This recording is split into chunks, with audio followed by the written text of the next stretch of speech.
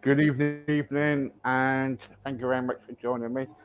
Just to say, before we start and speak to Joe, can I ask everybody if they've got any questions, please leave it on my radio site. We've been having problems for the last 2 or 3 weeks on here, and it's been a bit crazy, so please do that for me. Hello, Joe, how are you? Hi, I'm really good, thanks. You? Brilliant, really good. Don't like Sundays. But we got to never ate Sunday. I'm in a right mess, but there you go. Um, I want to talk, tonight. I really want to talk about burnout. We kind of like we do so much, and we're from A to B, kind of rushing around, and Mm. we're working crazy, hours and everything. And tell us about how people recover from burnout. Oh, it's really a complex subject, isn't it? Burnout, and I can speak from parental burnout. Certainly, um, there are things you can do to recover from burnout, but the thing to do first of all, if you've had it once, you will know you've had it, and it's something that kind of creeps up on you. It's quite a sneaky kind of condition. Like you say, we are so busy at running around, particularly as parents, serving everybody else, forgetting and neglecting our own needs. And if we're not really careful with looking after ourselves, which doesn't come easy or natural to a lot of us, we most people put themselves last on the pile, then actually burnout will occur. And it's something that is all consuming physically, mentally, emotionally, absolutely is very, very damaging to you and also to other people around you. Your relationships with your other half, your family members, your work. It can really be very detrimental indeed. So lots of things that you can do to help yourself with recovery. First and foremost is to be really kind to yourself and pace yourself. Pacing and grading is absolutely so fundamentally important, so that when you've had burnout, if you start to feel a little bit better, it's really easy to get into that trick of kind of going hell for leather, and then the cycle will just repeat itself. You have to learn to pace and grade yourself so that you can really manage your energy and the way that you cope with things in life slowly and surely. That's really, really important. Nutrition is absolutely fundamental, how you fuel your body. If you don't look after a car and put the appropriate fuel in the car, it's going to break down. It's not going to run efficiently, is it? It's not going to be a smooth ride. So nutrition, Yeah, get my teeth yeah. in, really important. And I think as well, for me, certainly when I had burnout as a parent, it was because everything is so routine based in my house. And that routine every day, the same thing every day, it can really grind you down after a while. It can affect your mental health, and you can just become so depleted really quickly. So I found certainly having something to look forward to, even if it's just a little thing, to factor something in and also sort of shake up your routine as much as you can to keep things interesting and just to keep you feeling a little bit more energized, a little bit more vibrant, is really, really important. Yeah, it's very hard sometimes, though, isn't it, when you got children, and the trouble is, you got getting ready for school and everything. Then you got to Mm. work yourself and come back to the tea, and it's like the same thing all the time. How do you manage it as a parent? Yeah, it's really hard. And like those demands on us, they need to be met, don't they? As a parent, like you say, you've got to get the kids to school. If you work, you've got to work, or if you don't, you've got other things, housework, or whatever your responsibilities are to keep your life and your circumstances ticking over. But for me personally, it's been about getting into the flow of actually looking what I'm doing with my time, looking at what I have to do with my time versus what I'm cramming in that maybe I might not need to do. So when you were talking about that rushing around from A to Z and all the things we have to do, sometimes if we are really super honest and we pick it apart, there are things that we don't actually need to do. Quite often we can get used to being busy and keeping ourselves busy, because it can feel quite alien to be not running at that pace all the time. You feel like we should be doing something. I don't know if you've ever felt like that, Steve, like you just feel like I should be doing something when I stop, because it doesn't feel quite right. It almost feels a bit, you feel a bit guilty, you know, for having those little pockets of all the time. time. Yeah, and it's a mindset thing, really. It's changing how you view things and actually giving yourself permission to carve out those sections of time. So on a day-to-day basis, when you are so busy automatically doing all the things, it's very hard to get those little pockets of time in, or that little cup of tea you want with, you know, a peace and quiet, or whatever it looks like for you. But actually, if you start with putting it in the diary, actually physically writing it in, if you use a diary or on your phone, an electric diary or whatever it is, you're more likely to be reminded of that and B, commit to it and see action it, than you are if you think, right, tomorrow I'm just going to take 20 minutes, because 9 times out of 10 you won't take that 20 minutes, that 10 minutes, whatever it is. You just won't do it, because it's like any habit, it's got to be crafted in, and it takes time to start to do those things. Yeah, I remember when I had children. Well, not me personally, but when we had children, you know, it was like it's like I'm not trying to be funny. I love my children so much, but when you kind of like when it was bedtime, then it was the I used to celebrate. I used to say bedtime. That's it. Thank you very much. And And I I could have don't, peace and quiet or whatever. yeah, I don't think you'd be alone at all, actually, if anyone's listening to you, Steve. And there are days that I feel like that as well. That is just sometimes the relief, isn't it? And there's no shame in saying that. I'm all for radical honesty. You know, we're human at the end of the day, and kids take a lot from us. They do, whether they mean to or not. You know, even when they're being good, sometimes it's a lot of work, isn't it? It's a lot of energy given to them, and it's our way of sort of, Oh yeah, yeah. our body and our minds are saying to us, enough now, like I need a break. And that's a healthy thing to realize and acknowledge, that sometimes we all need a break.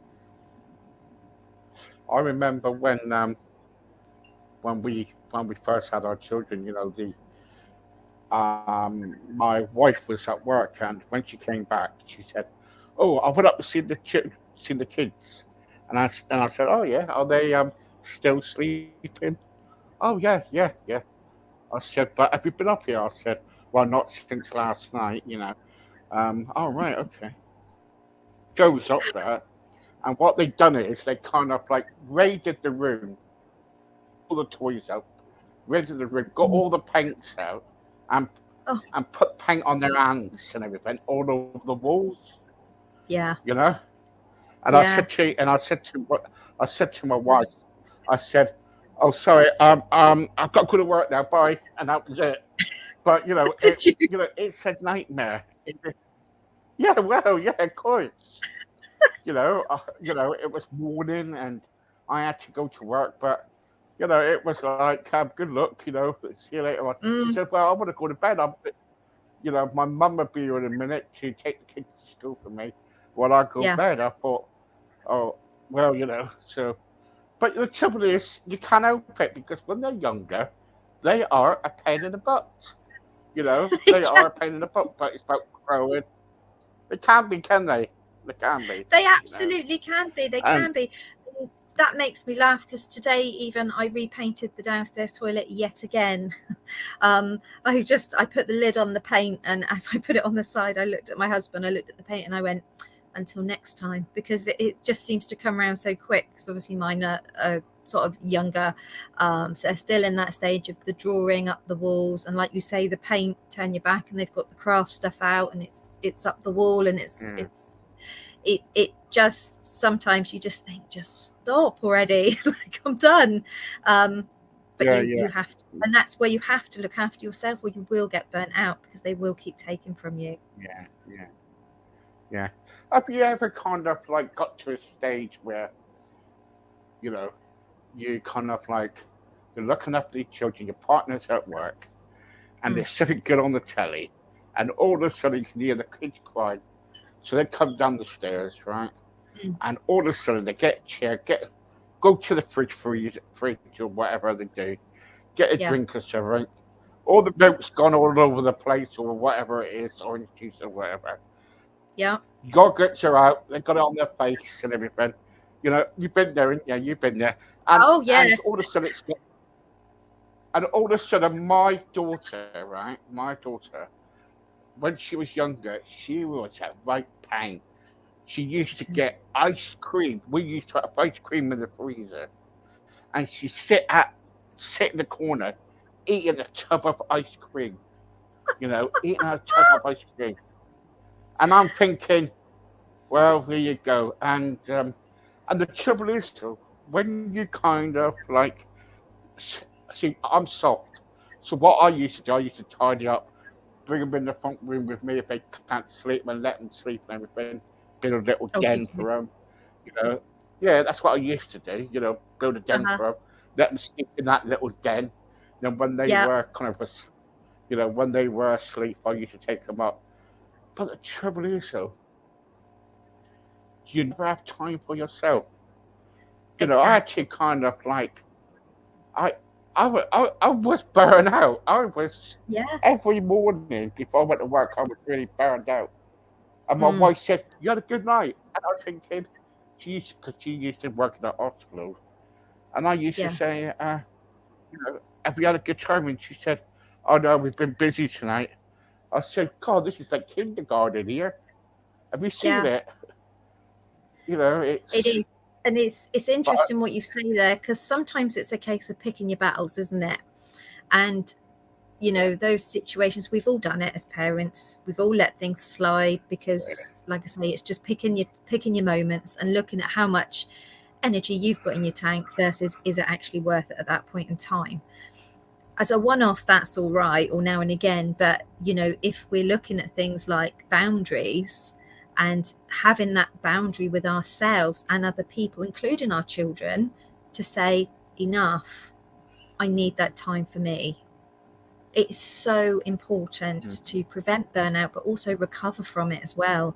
you know Putting those boundaries in place with social media, putting those boundaries in place with friends and family that can also drain from you and burn you out. If you're caring for aging relatives or neighbors, it's great to help people out. Of course it is, but it's also really important to make sure that you're looking at where that line is, and you're not giving all of you to other people and there's nothing for yourself.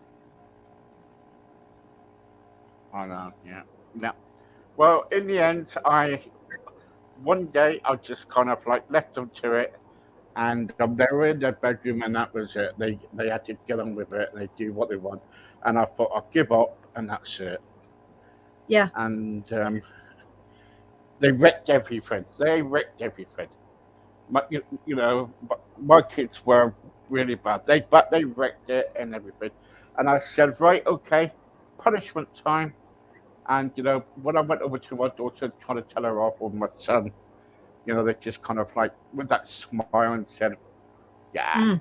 Dad, you're not going to fit me in the corner or nothing, or do nothing like that, are you?" And I was thinking, nah. And I just laughed at him. I think it was funny, Did and you? that's what you got to do. Well, you did, You have. yeah, you, And we can laugh about it here and have a bit of a joke about it because we're not actually in that situation right now yeah, at this point in time. But if we are, it's very easy to become emotional. They know how to push your buttons. They absolutely do. mm, And my eldest will be 11 in February, as you know, Ollie. But I can already see, despite their additional needs and things looming towards the teenage years, like the demands, the mood swings already coming in his own way, and it's already becoming like more yeah, obvious that actually I'm going to have to be more boundaried with me and my time. I'm good at it now because of before, and I help people with it. But also making sure, when we're talking about things like disciplining children, that sort of changes how you do that as they get older, doesn't it? And it's making sure that yeah. those processes in rearing kids, they are exhausting. They are exhausting. You get burnt out so easily. Yeah, you do, You're yes, laughing, you but do. it's true. I'm sorry, but I just, but I think it's funny. I just think.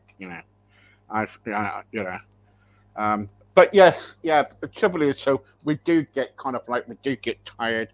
We do, you know. I'm not saying that I've never been tired or I've never had enough of, you know, I've kind of like uh, nearly, really got really peed off with them and Mm, just about to shout at them, but I stood, you know, thinking, you know, you can't shout at them. You know, I just mm, tell them, you know, yeah. and I used to kind of like, you know, eventually they, when I said bed, they used to go to bed, Mm, and um, and that was it. But you know, it's and the trouble is, so with anybody, you know, parenting especially, is when you got children and when they kind of like, if you don't start from the, you know, the beginning, mm, you know, with discipline or whatever, you yeah. know, they're not. It's going to be out of control when they get older. Do Mm, you believe in mm. that? Yeah, I do. I do. And as I say, particularly, even though my children have got additional needs, the way that I discipline them might be different to maybe children who don't have additional needs, different behavioral approaches and things like that. Um, Mm, but we still have discipline. They still, in their own way, have to know right from wrong. They still need mm, to understand what's expected of them as well. And I think it's really important not only for parents but for children as well, for the children to feel safe. They need that. They need to know where they are, and it's setting them up for life, isn't it? If they go out and they get employment or whatever they decide to do as they're older, it's sort of foundational. It's the way the world operates, isn't it? So I think it is very, very uh, important. yeah. Very important. However you choose to do And that. when you know, and that's it. Especially when you got younger children, when they are young, just don't let them go out the cat flap way. You know, No. because they will the cat flap and go out that way. They will escape. I can telling you. You Mm, know, it's. I'll tell you, you've got to keep your eyes on them all the time, ain't you? yeah. Um, Yeah. but anyway, um, with burnouts, how can we, have, you know, as parents, cope with kind of like burnout? Do we kind of like have to make time for ourselves? What do we have to do? Yeah, I think it's very, very important and fundamental. If you've been in a relationship or you're at work in a relationship and you feel like you're being taken for granted, if you've ever felt like you've been taken for granted, it's the most horrible feeling, isn't it? And very quickly it can affect your mood and can lead to you feeling absolutely depleted and affect your self-esteem and so many different things. And the same is true for us as parents. I'll talk from a parental point of view. We really take ourselves for granted a lot of the time. If we're not Mm, careful, we take ourselves for granted, we put ourselves at the bottom of the pile, and we don't schedule any time for ourselves. Now, that's when you're busy, like me. I'm a super busy parent with very high demands on my time. I don't necessarily have time for me time. I really am uncomfortable with those terms, a face mask, nails, and all that stuff. My life isn't just, it's just not that way. For me, those sort of things aren't me time for me. They're not important for me. For some people, they are, and that's fine, but for me, they're not. But for scheduling time for myself, as in stepping outside of my role on a regular basis to reconnect with who I am and my identity outside of being a parent, to make sure that I have some balance in my life. Aside from my parenting responsibilities, there is a way to craft balance into your life. I don't believe in 50-50. I don't think that's possible. I think it's more of a process of being in flow. Sometimes there might be more me time for you, sometimes there might be less, but to have an awareness and monitor that and make sure it's not being neglected. That is very, I can't emphasize that enough, because as well as working in the day, if you like, for your children and everything else you have to do, a lot of us parents, I'd love to meet one that's not, quite often we're sleep deprived as well. And if you're not sleep deprived through actually children waking up and things happening, you can be sleep deprived through worry worrying about everything. So, you need that time to replenish, to refill your cup, and to prevent or minimize those times when burnout comes. But to learn from yourself is key, to be honest with yourself as you get older. If you have any challenges with mental health, or times when you start to feel your tank getting low, if you like, you will know what those early warning signs are. You will start to think, oh, I've been here before. I remember this feeling. This is not good. And those are the things to home in and really, have a plan in place for when you think, I'm heading towards feeling that way again. I'm heading towards being depleted. You have early warning signs normally for a reason, so that you can step in and do something about it. And it's important that you take that really seriously and take responsibility for your well-being, and ask for help. Yeah. Look at your social circle. They say it takes a village to raise a child, and quite often now we're in our own little bubbles, aren't we? We're in our own little houses. Community isn't what it used to be. I know that when I was a child, my mum had us at home in a road where my aunties were down the road either side, very big family. And quite often I would be playing with my cousins, but my mum always had my aunties or neighbours around for support. And now, COVID and everything has impacted that. But even before that, I think society's changed a lot. We live in our own homes. We don't mix with people so much, and everyone's social network has significantly reduced. And I think we all need support. We all need that connection with other people. So it's important to look at that and reevaluate that as well. And our hobbies and interests. Sorry, Steve, go on. Go mention about hobbies and interests. I was going to say hobbies and interests. It's really important that we actually, to be a full-rounded individual and enjoy our life to the maximum. I personally feel that we've all got interests aside from what our main role is, whatever that is, whether it's kite surfing, whether it's horse riding, whether it's going for a walk, reading a book, meditating, whatever your interest is, you need to make sure that you pursue that and you have that as an active part of your life in whatever way you can fit it in, because that's going to be a really important part of creating that balance I was talking about earlier on for you. It's all an individual process, but that hobbies are something that bring you so much joy, and they allow you to change what you're thinking about. Mostly they allow you to become quite present in the moment, and that's going to have such a beneficial effect on your mental health and on you managing your emotional well-being and your happiness, really, I would say. Brilliant. Okay, let's go to some questions before we finish. We got Wendy. She's saying, "Hi, JOanne. I have got 6 children. I never get any time for myself. How can I? I'm single. My husband left me." Yeah. Hi, Wendy. Thanks for your question. That's a really good question, and I think there will be so many people in a very, very similar situation. I know before I was with my husband now, because I was divorced, I was on my own with Ollie, but because of his needs, he's very high need, and I literally couldn't leave the house. I had no support network, no babysitters, nothing at all. And the only way I could craft time in for me was through a pair of headphones, which might sound a bit extreme, but I would have a pair of headphones and I would literally have 10 minutes listening at a time when I was in the same room as my son, because I couldn't leave him. I had to have eyes on him, to listen to a podcast or watch part of something that I enjoyed, like a TV program, even if it was just catching up with EastEnders at the time, something to switch off of what I was doing, so that I could actually hear it. I could make sure he was safe. I could hear it and have that time for me, and then build that up.